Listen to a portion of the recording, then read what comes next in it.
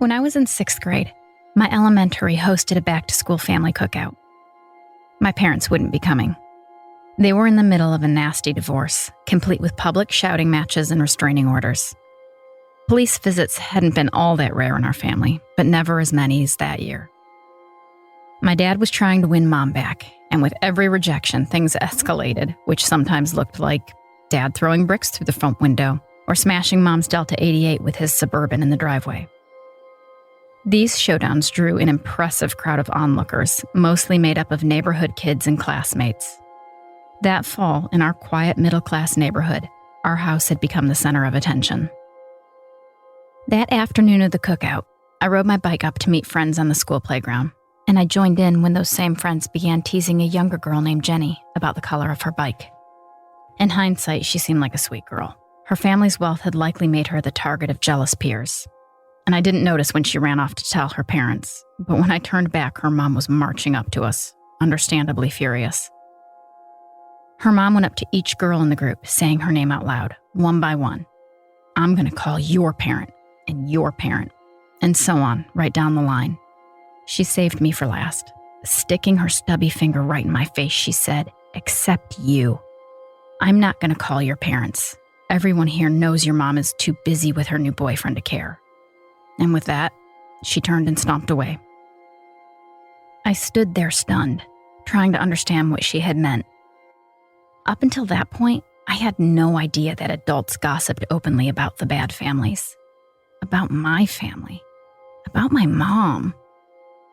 It wasn't till I was older that I realized adults often relish gossiping about other people's messes. Jenny's mother wasn't wrong, though. My mom was too busy with her new boyfriend. A terrifying man who had become a parasite on our family.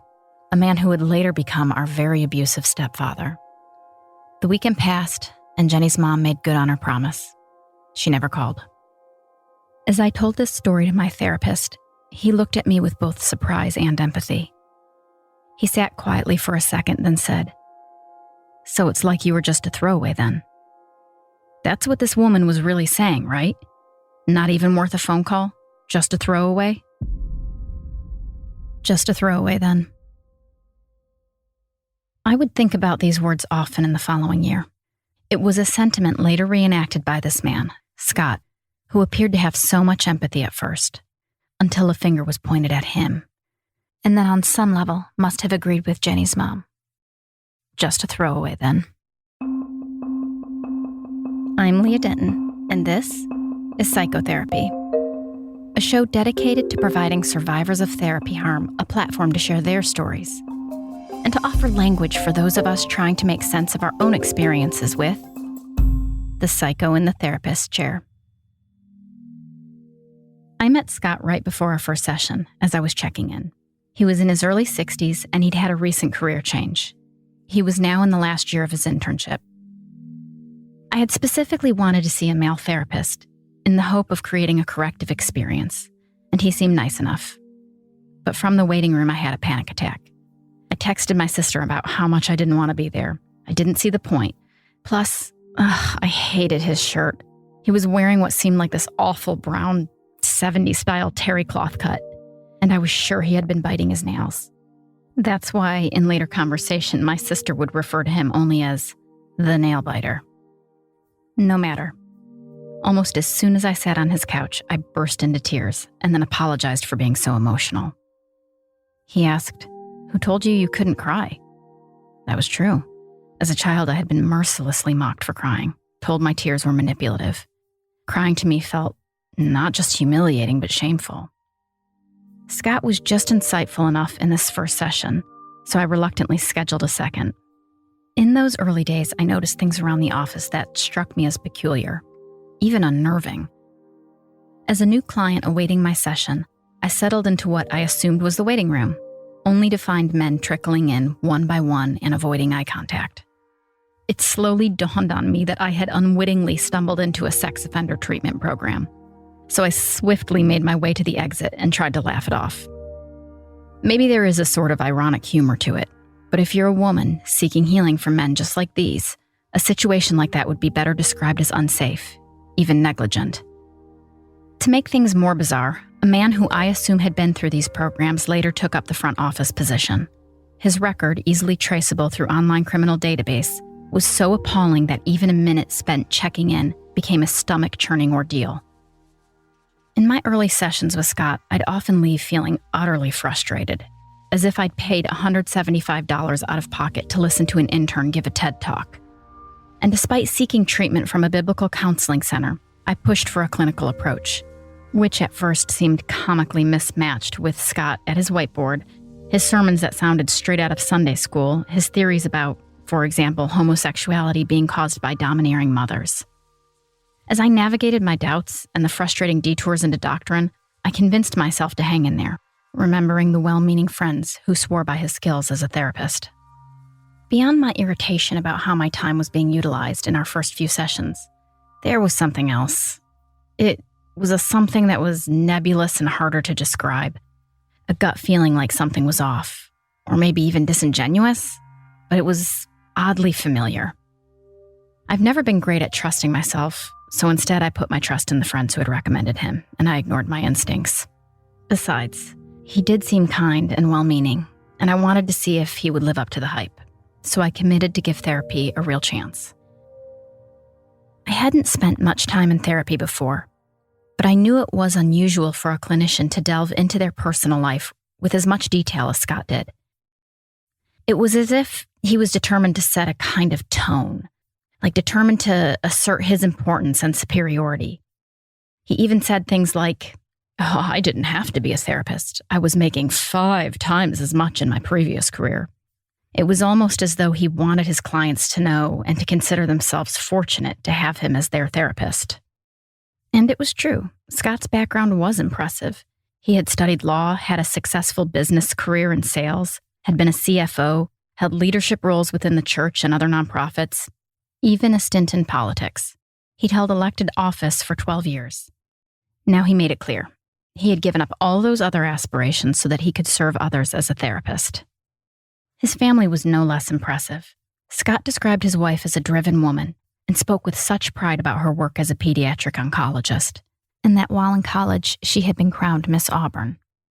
He shared details of their marriage and their courtship, how they were so connected, how they had waited till they were married to have sex, and that even to this day, after 30-some-odd years of marriage, still had a healthy sex life. His children were also pretty impressive. He shared about their remarkable feats.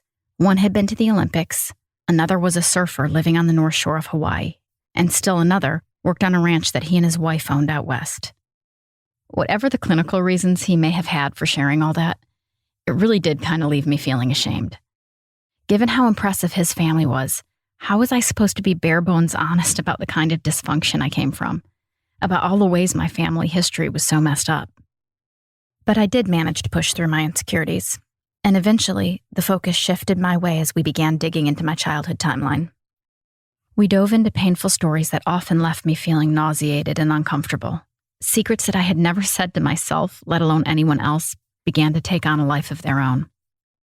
As I sat in that office, trembling, recounting my experiences and explaining the disruption that this all was causing, there was no discussion of slowing down, no discussion of grounding techniques or tools to manage what I was going through. When I told Scott how this was so disrupting to my life, he would sort of kind of blankly look at me and push forward. I had often heard that therapy can become more challenging before it improves. What I didn't know then is that trauma therapy requires deep prep work, ongoing education about coping skills, close attention to the client's window of tolerance, and a great variety of other principles and actions that, if not implemented, risk worsening of symptoms. To Scott's credit, though, he did demonstrate insight in linking past events to current moods and behaviors, building connections as part of a diagnosis called complex post-traumatic stress disorder. I initially balked at this diagnosis. I didn't think I could be experiencing PTSD, as I associated this more with soldiers returning home from war. But when I looked up the symptoms, I had to admit, checked all the boxes. Scott also made a point to lend me his own copy of Bessel van der Kolk's book, Body Keeps the Score. And its impact on my life has been beyond measure. It unveiled aspects of my life in ways I couldn't have fathomed before. And still, Scott's tendency to boast and self-disclose continued. often coming across more as a painful insecurity than genuine confidence. This insecurity, this deep need to be seen as important, made so much sense as he shared more of his own story. I found it impossible not to be filled with care and compassion for him. He often wept while sharing stories about his own suffering and the tragedies he'd experienced as a boy. There were stories of domestic violence at home, with detailed descriptions of the fear he felt standing between his parents, pushing them apart in an effort to protect his mother from his father. As the middle child, he had the feeling of being the invisible boy. His family would even laugh about it, joking they'd only know if he were dead once he began to smell. And on top of all that was a sibling who, after a long illness, passed away. I pictured Scott as a little boy, emotionally neglected and passed over, and it hurt me for him. Then there were the mistakes Scott had made as a parent, his despair over the addiction suffered by one of his own children, and how an altercation with that child had escalated into physical violence. How Scott himself had suffered such a severe episode of depression that he collapsed on his closet floor, hysterically crying, and he was so ashamed that his youngest and favorite child had found him in that state. In these moments of vulnerability, Scott seemed to be so authentic and honest, and I felt such empathy and care for him that, even as more alarm bells started going off, I both ignored and made excuses for them. Through this sort of self-disclosure and kind of emotional involvement, therapists like Scott foster an exploitative kind of intimacy and attachment with clients. I had no idea that this was a serious ethical violation, nor did I understand that the responsibility of maintaining the integrity of the therapeutic relationship lies solely and without exception with the therapist. Our sessions had a complex pattern that left me constantly seeking his validation. At times, he could be kind and vulnerable, making me feel more seen and understood than anyone I had ever encountered. I felt so special that he would confide in me about his own life and often extend our sessions beyond the allotted time. Even my friend, who was his client, was surprised at some of the stories he had shared with me. He and I don't have that kind of two-way relationship, she told me. Again, and no doubt by design, this made me feel special. At other times, though, Scott could be invalidating and demeaning, with judgmental attitude that left me feeling as though he didn't like me much at all. Some interactions left me anxious and ashamed of myself, worried that I had done or said something wrong. He once stared me down with such disapproval that I had to break eye contact and apologize for whatever it is that I had said that he found so immoral. As the roller coaster continued between his judgment and favor, I sometimes wondered why I kept going back. Some sessions I felt like I never wanted to see him again, but I felt like it wasn't an option to leave either. At one point, a friend even asked me, "What hold does this guy have over you?" The unsettling moments piled up, like Scott telling me in an early session, "Your story can't be that bad. I see a young man. His father used to wake him up every morning by molesting him. Yours can't be that bad." Or how on one occasion he snapped at me when I mentioned my husband teases me about my Yankee accent, declaring that I've never cared for Southern accents, so angrily that it honestly made me flinch. Or the way he crinkled his nose in disgust when he learned I used to be a waitress.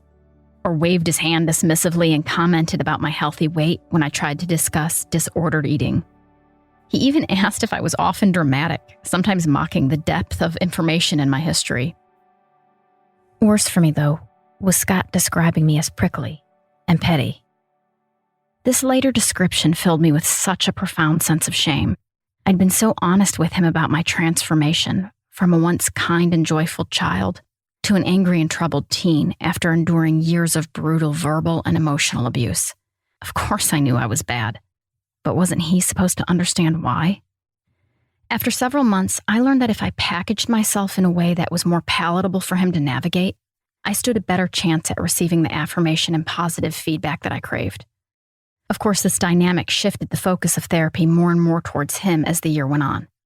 Even when talking about my history, somehow he seemed to be the focus, with me striving to maintain his approval and making sure he felt acknowledged for his assistance. This hot and cold pattern, known in clinical terms as intermittent reinforcement, can have a profound effect on an individual with a history of abuse. It often results in the creation of what experts call a trauma bond. Sharing our most traumatic memories within this context can further strengthen that bond, making it as compelling as any addictive substance. This can lead us to stay in the relationship, constantly searching for validation of our worth, and longing for those moments of approval before we can finally see it for what it is. The facade that Scott presented did eventually begin to crack. He so frequently talked about his wife being Miss Auburn that it finally piqued my curiosity enough to go look for her crown photos.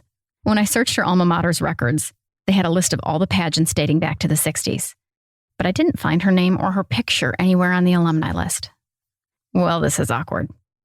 I couldn't find a way to mention this to him without embarrassing myself.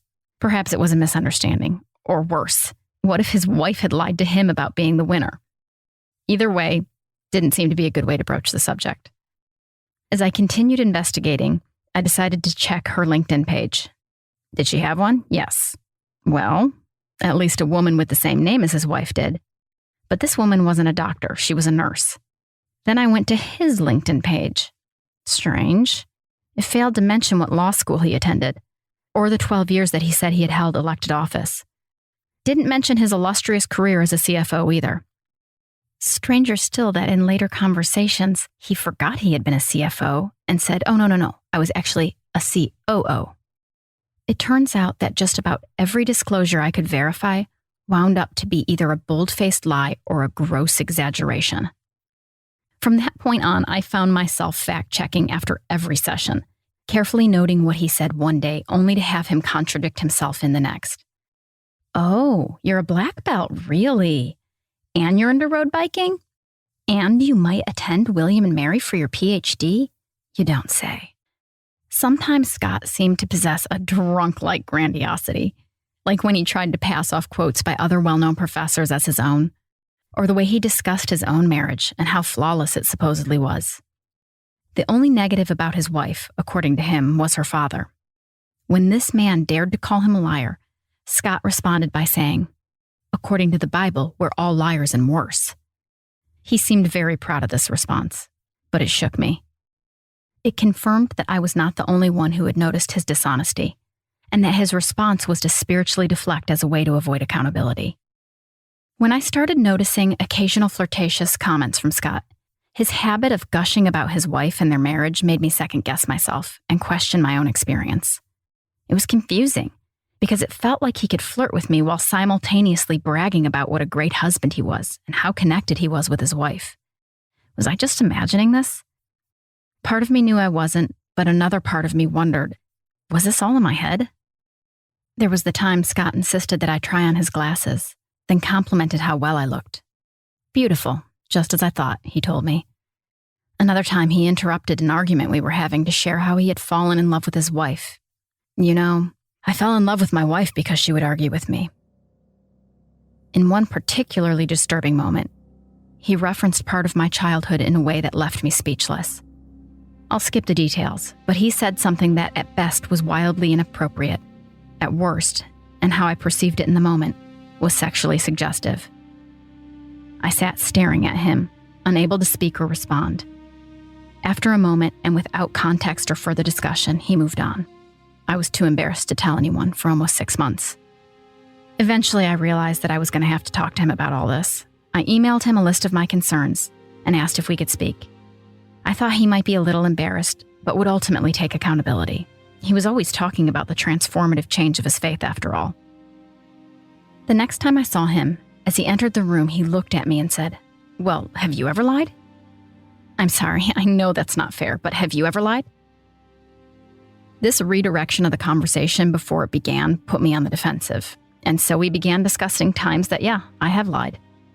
When confronted with any of his falsehoods, his response could only be described as word salad. An overwhelming barrage of words strung together in a manner that scarcely made sense, all in an attempt to avoid accountability. At one point, he even read me Webster's dictionary definition of what a lie was. You see, he wasn't lying, because for it to be a lie, he had to have the intent to deceive, which he did not. Think Bill Clinton's definition of what is. When I brought up his wife not having been on the Miss Auburn pageant website, under his breath he said, "Of course there's a website now." Then he quickly switched gears and said, "Well, I would never say that. I never said that. No, I don't remember. I don't remember." Even when presented with evidence that he had told it to multiple clients, he was unyielding. "You've said this to me and other clients at least 2 or 3 times," I said. To which he got angry and raised his voice. Well, was it 2 or was it 3? I was intimidated by his anger and I backed down. But in reality, it was closer to 4 or 5. Scott sort of drifted off, seemingly talking to himself when he said, I have other clients who say I'm the most skilled therapist they've ever had. Then he said to me, no one else has ever accused me of lying before. You're the first. Well, I thought, except your father-in-law. He switched gears again, this time playing on my fears of abandonment. Well, if you don't trust me, we can talk about you seeing another clinician. I instantly felt ashamed of myself. I'm the only one who's ever had an issue with him, and I'm so difficult he has to talk about referring me out. I was so panicked that I almost apologized for having confronted him. Is that what you want? I asked. With tears in his eyes, he looked at me and he said, not at all. That was enough for me. I dropped it. Before we closed, he told me, as he had before, well, you do have trust issues with men after all. Yes, that was true. I thought, maybe that's where all these accusations were coming from. As I left, I told him I'd call to schedule our next appointment. I walked to my car in a state of confusion, doubting myself and questioning what I knew to be true. Maybe he really didn't remember saying all those things. When I got home later that day, I got an email from him saying he was proud of me for having the courage to confront him. I actually felt proud of myself for a moment. Oh, good job. I was in a fog for the next 24 hours, oscillating between questioning everything I'd experienced and knowing I could never go back to him again. I wrote him a letter and I laid out his behavior for him. In the midst of my fog, I began confiding in my dear friend who had first recommended Scott to me. She and her spouse had their own conversation with Scott about my claims, and he spent an hour and a half convincing them that he was just a hapless victim in this whole thing. My friend emerged from that conversation, believing that I was somehow completely misguided. I was still largely in denial, but this was the first glimmer of clarity I had of Scott's intentions, to place a wedge between me and my support system, to paint himself as a godly persecuted servant and me as the unhinged perpetrator. My friend told me she did not want my experience with Scott to affect her own therapeutic relationship. She suggested I shouldn't tell anyone. It was gossip. God is still using him, she said. And besides, he really does have a bad memory. He doesn't seem to remember even saying those things. As she defended him, I began to doubt myself again. She closed by reminding me, hey, you don't want to tell anybody else about this. You wouldn't want it to affect someone else's therapeutic relationship. I had a history of keeping secrets to protect caregivers who had hurt me, so for the moment this actually made sense to me. But when I tried to share more of my experience, she said she needed to draw a boundary, that I couldn't talk to her about it anymore. On some level, I understood that his manipulation was affecting her as well. This man, who she admired, had been helping her through one of the more difficult periods of her life. And Scott had breached ethical boundaries with her as well. He joined her small church, where her family, the pastor, and the pastor's wife were all his clients. He was not just a therapist now, but was someone they were in community with. 2 weeks later, her and her family were off on vacation, staying at Scott's vacation home. What my friend called a boundary felt a lot like being silenced, isolated, and triangulated against. Her reaction knocked the wind out of me, as did the reaction of her pastor, whose church the therapist worked out of. I reached out and asked him just to allow me to share my story. His response? To block my spouse and I across all social media. When I sought help from Scott's supervisor, an overtly pious man with a booming voice, his behavior was panicked and bizarre. He refused to speak to Scott about my claims and instead insisted that I return with my husband for a conversation, claiming, "This is the biblical way." I refused. My husband was not a client and I was not interested in some sort of biblically prescribed course of justice. When that didn't work, he attempted to strong-arm me into meeting with Scott. His grand idea was to have a surprise meeting, and he intended to secretly record it. He was insistent, and when I refused this, saying multiple times a meeting like that would be harmful to me, he refused any further communication. As the systems of support and accountability seemed to collapse around me, I was left feeling like I had done something wrong, like I was at fault for Scott's behavior. If the people I loved and respected saw him as skilled and godly, if they were working to protect him from me, what did that say about me? I felt completely disoriented by it all. And when my self-blame boiled over, I wrote Scott an email, pleading for forgiveness for confronting him. I told him I was hurt and confused, but that I was sorry. I hope he might take this opportunity to forgive me and repair the rupture. This was a man who knew more about me than any other living human. A man who had told me that my story was one of the worst he'd heard. Who had told me healing happens within the context of the relationship with him as my therapist. Somewhere in the back of my mind, it occurred to me that this was just a transactional relationship.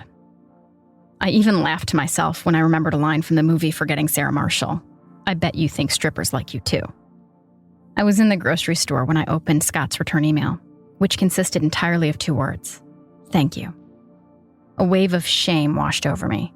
Scott thanked me for apologizing to him. I felt pathetic. I was so bad that after getting to know me, he, a therapist, had to get away from me. What was it he said before? Just a throwaway then. Wasn't therapy supposed to help? How is it that after a year of treatment with this man and thousands of dollars spent out of pocket, I had emerged with broken relationships and my first and only bout of clinical depression?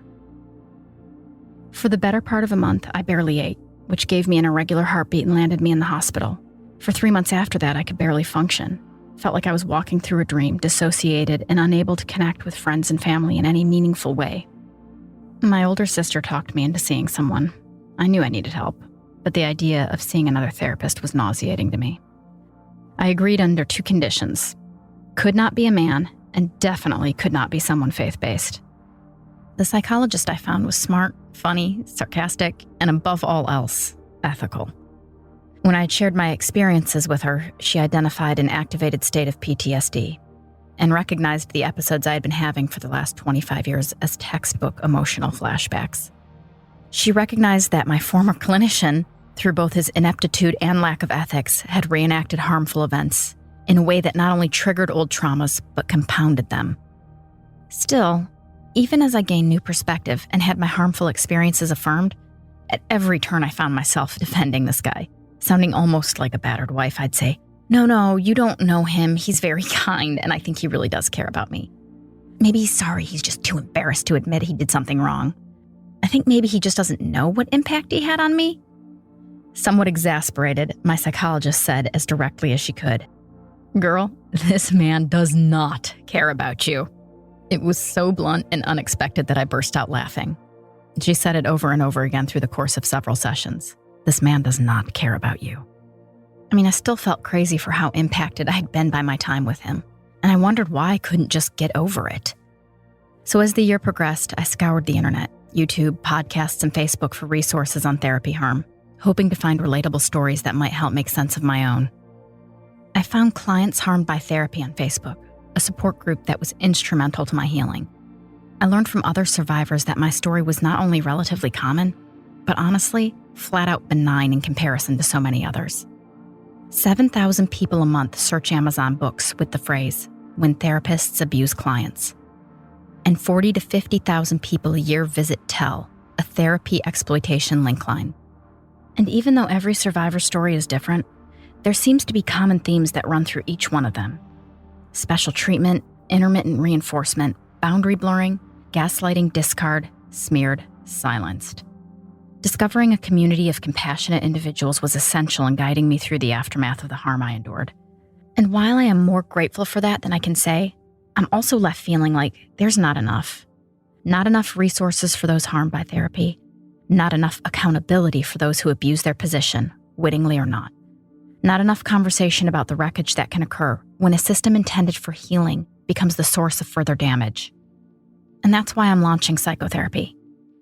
My hope is to extend the same support that I received by empowering survivors of therapy-related harm to openly share their experiences. I also hope to explore insights about the clinical and psychological dynamics at play when therapy goes bad, and to offer resources for navigating the complaint process. I hope you'll join me on this journey. Thanks for joining me today on this episode of Psychotherapy. I'm your host, Leah Denton. If you found value in this discussion, please take a moment to leave a rating and review. Connect with us on Instagram at psycho.therapypodcast for links to the show and contact information. And if you will, please consider sharing your own story or supporting someone who wants to. Together, let's keep this conversation going. I want to take a moment and give a heartfelt thank you to my brother-in-law, Bo, for his invaluable support. His background as a former therapist, remarkable writing skills, and unmatched empathy have been instrumental. I'm grateful for his dedicated listening and skillful crafting of my therapy harm story into a coherent narrative. His support has meant the world to me. Special thanks also to Peachtree Sound for being my exceptional audio engineer. Your expertise has elevated the entire experience.